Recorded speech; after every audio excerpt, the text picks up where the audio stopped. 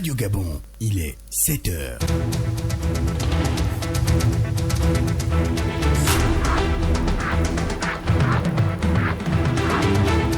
Le journal. Une très bonne matinée, messieurs, dames. Nous sommes aujourd'hui le mercredi 10 février 2021. Bonjour Guy Carré Mongala. Bonjour Bruce, bonjour à tous. À la une de ce journal. À la une de l'actualité ce matin, l'interdiction faite aux opérateurs économiques exerçant dans le secteur de la friperie de vendre dans les marchés, artères, carrefours et autres espaces assimilés du domaine public communal. Tout contrevenant à cette nouvelle mesure, a martelé le maire de Libreville et Jeune-Bas, s'expose aux sanctions administratives prévues par les textes en vigueur. De son côté, Marie-Françoise Dikumba, la gouverneure de l'Estuaire, a lancé ce mardi son programme de lutte contre la Covid-19. L'initiative vise à sensibiliser davantage les populations du Grand Libreville et ses environs sur le respect des mesures barrières afin de stopper la propagation de l'épidémie dans la province. À la primature, la première ministre chef du gouvernement, Rose Cristiano Soukaraponda, s'est entretenue hier avec l'envoyé spécial du président Sri Lankais. Les échanges ont porté essentiellement sur le renforcement de la coopération entre nos deux pays. Voici pour le sommaire, mesdames, messieurs, bonjour, bon réveil matinal et bienvenue à cette édition d'information. C'est la première grande session de la matinée sur Radio Gabon, la référence.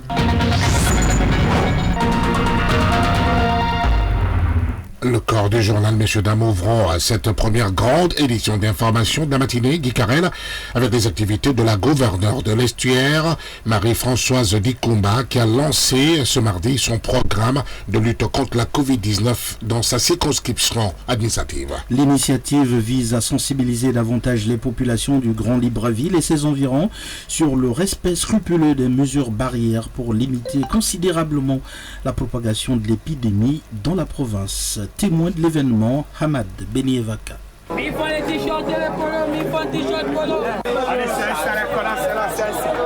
Ils sont présents à leur poste. Les vendeurs de la friperie, malgré l'annonce faite par le maire de Libreville, interdisant jusqu'à nouvel ordre ce commerce communément appelé Moutouki. Nous on vit le jour au jour. C'est grâce à 1000 francs d'ici là que ça nous permet de payer nos loyers et avoir à manger. Il n'y a pas que les étrangers qui vendent ici. Il y a les Gabonais, il y a les étudiants gabonais qui vivent au dépend de ça. Maintenant s'ils demandent de fermer, nous qu'allons-nous faire? Nous ne sommes pas contre les mesures gouvernementales, mais seulement qu'il faut aussi les mesures d'accompagnement. Nous souhaitons que le gouvernement puisse un peu nous donner le temps, parce que nous avons des ballons qu'on a payé depuis qu'ils sont dans les magasins. On doit payer des maisons, on a des enfants. La plupart des Gabonais, on peut dire, n'ont pas d'emploi. Donc même moi-même, j'ai été surpris. Je me réveille ce matin, j'arrive au marché, je vois que le marché n'est pas rempli comme d'habitude. C'est venu en bouche, en oreille que non. En ce moment-là, on veut déjà nous bloquer ici au marché. Moi, la décision, pour moi, je ne peux pas dire non, oui, parce que nous, on n'est pas devant là-bas, mais qu'ils puissent revoir la décision qu'ils ont prise. Nous, notre problème, on a décidé de ne plus rester au quartier, à ne rien faire. Si on se lève chaque matin ici, là, c'est pour venir chercher notre pain. Cette décision ne trouve pas également l'assentiment de quelques compatriotes économiquement faibles. C'est le cas de Dame Germaine, rencontrée au marché Montbrouet. Tout le monde n'a pas les mêmes bourses, les mêmes sous pour pouvoir s'acheter le linge dans les grands magasins. Donc je suis contre cela. Laissez à chacun de se débrouiller, de gagner sa vie. Que chacun fasse son commerce. Si tu as tes moyens de t'acheter des choses coûteuses, tant mieux. Pour faire respecter cette mesure sur l'interdiction de la vente de la friperie, l'hôtel de ville a promis mettre sur pied des brigades mixtes de police, de gendarmerie et inspection municipale. En attendant l'arrivée de ces entités, les vendeurs de la friperie continuent à écouler leurs marchandises. En tout cas, Maryse Reyé-Gouliga, ce qu'il faut retenir aussi, c'est que tout contrevenant à cette mesure prise par le maire de Libreville s'expose aux sanctions administratives prévues par les textes en vigueur, notamment la saisie des marchandises, les amendes, le retrait de l'autorisation d'exercice et la fermeture définitive de l'étal, box ou magasin. Une déclaration rendue publique par l'édile de la commune de Libreville lors de sa récente communication. Nous disions tout à l'heure, il y a quelques minutes seulement, cette première grande édition d'information, nous l'ouvrirons évidemment avec Madame la gouverneure de la province de l'Estuaire, Marie-Françoise Dikumba, qui a lancé hier mardi son programme de lutte contre la Covid-19 dans sa circonscription administrative. L'initiative vise, on le disait, à sensibiliser davantage les populations du Grand Libreville et ses environs sur le respect scrupuleux de mesures barrières pour limiter considérablement la propagation de l'épidémie dans la province. Hamad Benievaka. Il fallait s'y attendre dans un pays où le coronavirus poursuit sa progression avec plus de 1000 cas positifs enregistrés ces derniers mois. Face à cette recrudescence, le président de la République, Ali Bongo Ondimba, a instruit la chef du gouvernement, Rose Christiane Osuka-Raponda, de se concerter avec les gouverneurs des provinces pour accentuer les campagnes de sensibilisation de lutte contre la Covid-19 à travers un programme national de riposte. Marie-Françoise Dikumba, gouverneure de la province de l'Estuaire, par ailleurs coordonnatrice technique provinciale du dit programme. La sensibilisation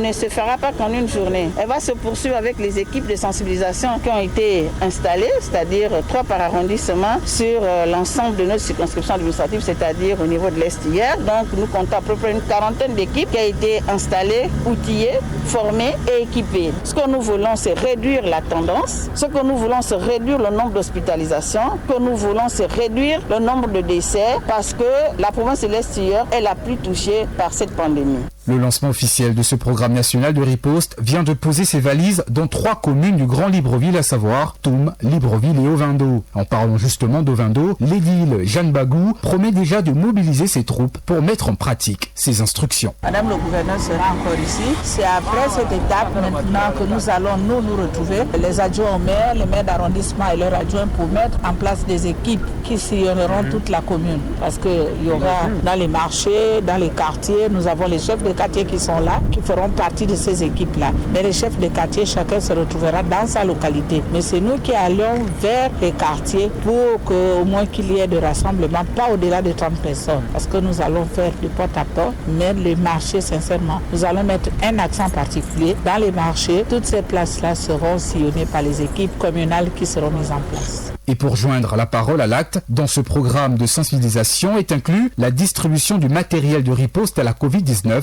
que la coordonnatrice technique de la province de l'Estuaire remet partout où elle passe.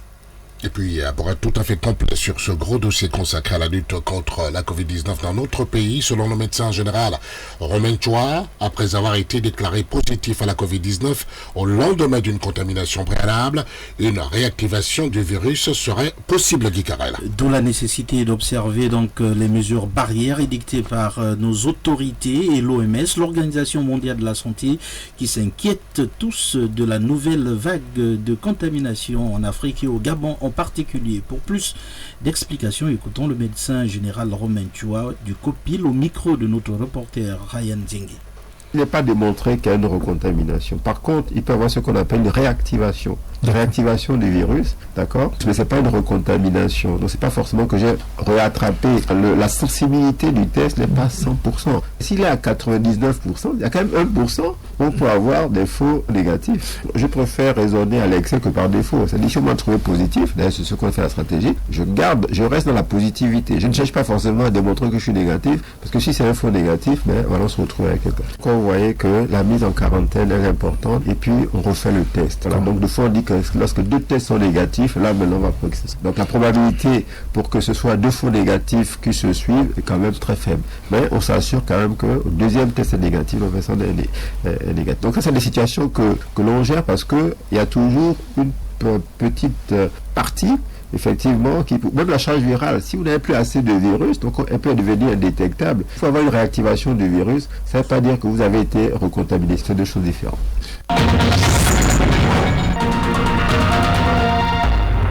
Vous êtes sur Radio Gabon, la référence direction la primature à présent. Hier mardi, Rose Christiane Osuka-Raponda a échangé avec le haut commissaire du Sri Lanka pour l'Afrique, envoyé spécial du président sri-lankais. Les discussions avec la première ministre chef du gouvernement portaient essentiellement sur le renforcement de la coopération entre nos 2 États. Fabien Guillaume Kemvele pour plus de précisions. Les 2 personnalités ont revisité les questions liées à la coopération entre le Gabon et le Sri Lanka. Occasion pour l'envoyé spécial du président sri-lankais de réaffirmer la volonté de son pays de prospecter les meilleurs secteurs d'investissement.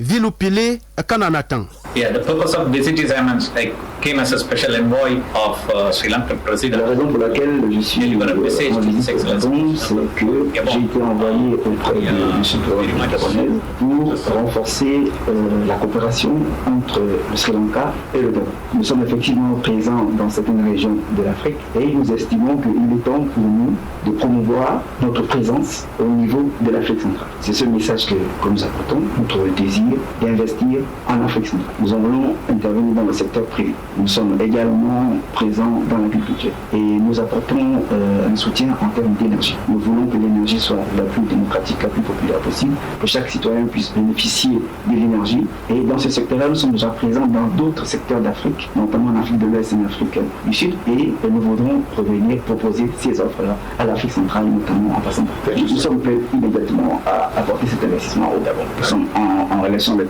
les leaders politiques au Gabon et nous sommes prêts à investir. Toute chose qui devra se traduire par la mise en œuvre de plusieurs projets dans de nombreux secteurs d'activité. Les deux parties ont ainsi réaffirmé leur ferme volonté de travailler davantage au renforcement des liens de coopération. Pardon, justice à présent dans le journal et intéressons-nous Guy-Karel Bokwana-Mongala à la détention préventive et cette bonne question, pourquoi dure-t-elle dans notre pays, le Gabon? Bruce Walker Mapoma, la question a été posée à Gaspard Nan-Ekola, magistrat et doctorant en droit privé qui était hier mardi l'invité de l'émission Juridicia sur nos antennes, nous l'écoutons. Le juge d'instruction par exemple, en matière correctionnelle a 1 an pour mener des investigations. Et au bout d'un an, il peut proroger la détention préventive. Ça, c'est en matière correctionnelle. En matière pénale, le système est beaucoup plus compliqué. Cette question se retrouve beaucoup plus en matière criminelle. Bon, pourquoi? Parce que nous savons qu'en matière criminelle, lorsque le juge d'instruction a fini de clôturer l'information judiciaire, il transmet le dossier au niveau de la chambre d'accusation de la cour d'appel. Et au niveau de la chambre d'accusation de la cour d'appel, les jugements se font par tirage au sort. C'est notre système judiciaire qui le prévoit. Donc, votre dossier peut être clôturé après 5 ans, 6 ans. Si vous n'êtes pas tiré au sort, malheureusement, vous ne passerez pas en jugement. Et c'est lorsque vous êtes tiré au sort, à partir de ce moment, vous passez devant la cour d'assises. Donc, vous voyez, tant que vous n'êtes pas tiré au sort, vous ne pouvez pas passer devant la cour d'assises. Mais ce qui se passe, c'est que lorsque vous êtes tiré au sort et que vous passez devant la cour d'assises, à la suite de la décision, on tient compte du temps que le prévenu a passé en prison dans le rendu de la décision. Je m'explique. Si par exemple, vous avez passé 5 ans et que après, lors de l'audience en matière d'assises, vous êtes condamné à 5 ans, alors on couvre la détention, donc vous sortez immédiatement, souvent pour pouvoir compenser le temps passé. Et ça, malheureusement, c'est l'état de notre législation. Le magistrat ne fait pas la loi, le magistrat est là pour appliquer la loi. L'émission Juridicia, il faut le rappeler, est animée par Marie Kialo et Pierre Désiré Mvélé Nam sur Radio Gabon. La référence à partir de 10h05. Et retour à présent à Guy-Karel sur la célébration ce 9 février 2021 de la journée mondiale pour Internet plus sûr. La dite commémoration a été l'occasion pour la communauté internationale de sensibiliser la population sur l'adoption des comportements responsables sur Internet. Les détails avec Rokia Mogomoneme. La journée mondiale pour Internet plus sûr, ou SAFER Internet Day en anglais, est célébrée au 2e mois de l'année. Face aux menaces du web, la journée pour Internet sans crainte vise à sensibiliser les plus jeunes aux comportements responsables en ligne. Cette journée mondiale est l'occasion de promouvoir pendant 1 mois la promotion d'un usage plus sûr du web pour les plus jeunes et les moins jeunes. Le SAFER Internet Day est une journée mondiale organisée dans le cadre du réseau européen INSAF pour promouvoir auprès des jeunes, de leurs parents et de la communauté éducative des comportements responsables en ligne, en leur donnant des outils pour apprendre à maîtriser leur vie numérique. Célébré dans 140 pays, le SAFER Internet Day est un rendez-vous incontournable en matière d'éducation au numérique et de e-sécurité. Au Gabon, il existe cependant des organes de régulation qui visent un meilleur encadrement de l'utilisation d'Internet. Il est 7h14 sur Radio Gabon, la référence avant la page internationale de Clovis Mabika Manfombi. Parlons tendance, Guy Carrel. De nombreux compatriotes seraient de plus en plus tatoués aujourd'hui. Les jeunes dont l'âge varie entre 18 et 30 ans sont les plus concernés dans le monde d'après certaines études sur la question. Mais attention, se faire tatouer peut avoir des conséquences désastreuses sur la santé. C'est du moins ce que disent les spécialistes de la peau. Lauriane Mezza s'est rapprochée hier matin d'une dermatologue. Suivant ensemble son reportage. Une pratique qui connaît un engouement à Libreville depuis des décennies et qui ne semble pas s'essouffler, loin de là. Entre fleurs, cœur ou se faire écrire sur le corps, le tatouage, dessin réalisé par injection d'encre sur la peau, il est devenu au fil du temps un phénomène culturel et de société, véritable tendance affectant tous les âges, surtout les jeunes. Docteur Stéphanie Ngwansam, dermatologue. Le principe donc, du tatouage, c'est de mettre dans les couches superficielles de la peau des colorants. Donc on peut voir des patients qui sont allergiques à ces colorants-là, surtout que des fois il y a des sels de métaux qui sont à l'intérieur des colorants, donc les gens peuvent faire des allergies aux colorants. Ensuite, ce sont chez nous des peaux pigmentées. Les peaux noires sont sujets parfois à faire des kéloïdes. Les kéloïdes, ce sont ces cicatrices-là qui sont gonflées. Selon la spécialiste, les risques liés à la pratique du tatouage sont énormes et les conséquences peuvent être désastreuses sur la santé de l'individu. Il faut faire attention au tatouage et surtout aux techniques de tatouage parce que quand la piqûre est trop profonde, ensuite il y a aussi le problème qui est dû à la technique. La technique, c'est-à-dire si le tatoueur a un matériel qui n'est pas propre, ça peut être sujet à des infections sur la peau. Si le tatoueur a des infections sur la peau, ça peut être des infections simples comme des infections bactériennes où il y a juste du pus qui apparaît, ou des infections plus graves comme le VIH, l'hépatite B, l'hépatite C, les maladies qui se transmettent par le sang. Il y a des gens qui disent que les tatouages peuvent être cancérigènes, mais en réalité, ce sont les produits qu'on utilise pour tatouer et avec le temps, ces produits-là se sont améliorés. Donc, ils sont de moins en moins cancérigènes parce que défrayant la chronique. Ce qu'il faut, en fait, c'est d'avoir un tatoueur qui est expérimenté, qui a du matériel de qualité, de préférence un matériel à usage unique. En dehors de cela, il faut être sûr qu'on a une peau qui tolère les tatouages. Si on est sujet à faire des cicatrices disgracieuses, il vaut mieux éviter de se faire tatouer. Dans le monde, 25% de personnes, notamment les jeunes de 25 à 34 ans, seraient tatouées, selon un sondage IFOP réalisé il y a quelque temps. À présent, faisons le point de l'actualité en international. À mes côtés pour ce traditionnel tour d'horizon de l'actualité hors de nos frontières, Clovis Mabika Manfombi. Mais d'abord, bonjour Clovis. Bonjour Guy Carrel. Et on débute donc par la RDC où la société civile demande la réouverture de l'affaire Chebeya, ce militant des droits de l'homme assassiné en 2010. Les réactions se multiplient après l'enquête sur l'affaire des militants des droits de l'homme, Floribert Chebeya et Fidel Bazana.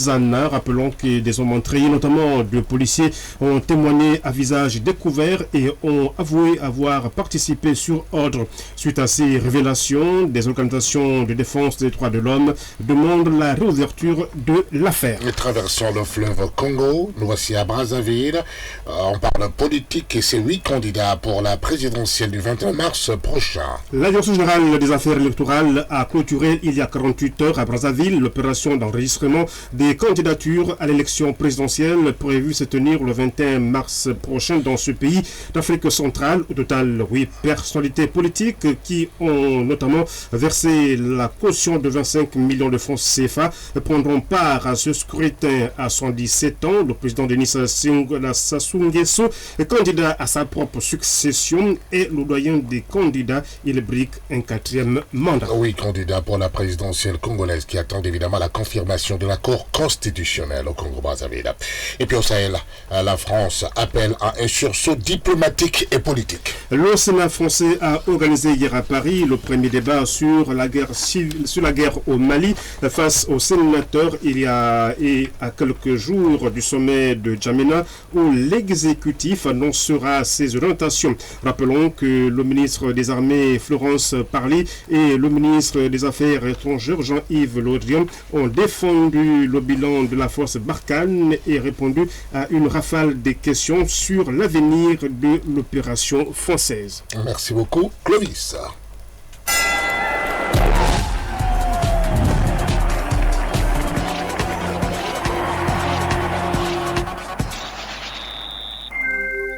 Bonjour David Magueda. Bonjour à tous. Il est là David pour la page de sport évidemment comme tous les jours de la semaine. Il faut dire David que du 21 avril au 1er mai 2021, la Russie va abriter, s'il vous plaît, le gala international de la boxe arabe. Oui, et cette grande fête du sport de combat verra la participation de 4 pugilistes gabonais, 3 hommes et une femme. Ce gala vise à faire la promotion de cet art martial qui fait progressivement son bout de chemin sur le continent. Eric Richard est là, est le premier vice-président de la Fédération internationale de boxe arabe. Il dresse les contours de cette discipline et aussi de l'événement. La Fédération africaine de boxe arabe, en termes de pays licenciés, la deuxième fédération en Afrique après le football, parce que nous avons 50 pays affiliés. Il n'y a aucun autre sport qui a autant de pays affiliés sauf le football. Le gala de Russie, c'est la plus grande opération que la Fédération internationale de boxe arabe n'a jamais eu à faire, depuis plus de 40 ans qu'elle existe. C'est un gala qu'on appelle le Grand Prix de Moscou, qui va réunir tous les combattants de tous les continents d'Afrique, de toutes les fédérations affiliées à la Fédération internationale de boxe arabe vont participer à ce grand gala. L'Afrique, nous avons 50 pays qui sont affiliés, qui vont être présents à Moscou. C'est la première fois qu'autant de pays africains se réunissent dans un continent autre que l'Afrique. Voilà, Eric Richard est là, premier vice-président de la Fédération internationale des boxe arabes. Allez, on reste dans les sports de combat. Les amoureux du taekwondo gabonais devront encore patienter quelques semaines avant de connaître le nouveau président fédéral. Selon nos informations, l'Assemblée générale élective pourrait se tenir dans quelques mois. 3 candidats postulent pour la présidence de la Fédération gabonaise de taekwondo. Il s'agit des maîtres Denis Mbumba, David Mbembo Mwanza et la fleur Obam Endaman. Un mot de football, le Dijon des internationaux gabonais Bruno Ekoulé Manga et Didier Ndong Ibrahim affrontent le leader de la Ligue 1, Lille, en 32e des finales de la Coupe de France ce mercredi. En difficulté en championnat, Ekoulé Manga et Didier Ndong Ibrahim tenteront d'obtenir un billet pour les 16e de finale. L'entraîneur de Dijon, David Linares, devrait faire tourner son effectif. Enfin, on suivra également le déplacement de Rodez de l'international gabonais Johan Serge Aubian à Brest, club de Ligue 1. Rodez est en pleine confiance, 11 matchs sans défaite. Le défenseur des Panthères, Johan Serge Aubian, pourrait être aligné dans le 11 de départ. David Magueda pour les nouvelles de sport. Vous avez entendu le générique dans vos sensibles et fragiles oreilles. Voici venir Guy Carré Bokwana Mongala.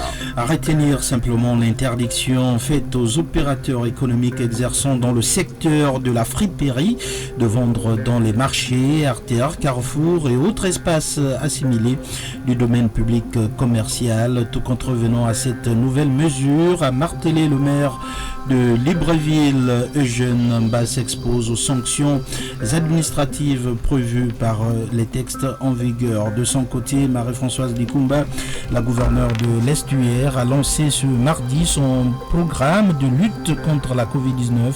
L'initiative vise à sensibiliser davantage les populations du Grand Libreville et ses environs sur le respect des mesures barrières afin de stopper la propagation de l'épidémie dans la province. À la primature, la première ministre chef du gouvernement s'est entretenu hier avec l'envoyé spécial du président sri-lankais.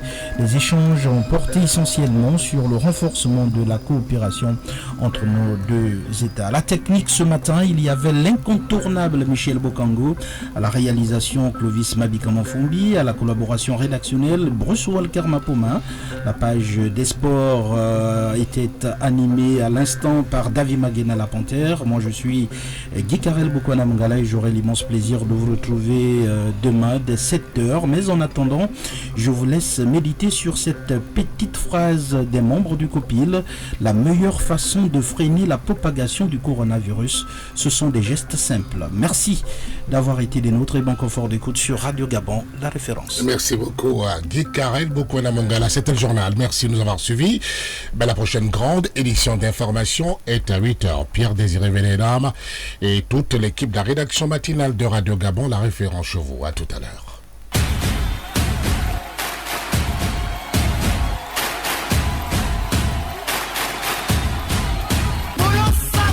La matinale de Radio Gabon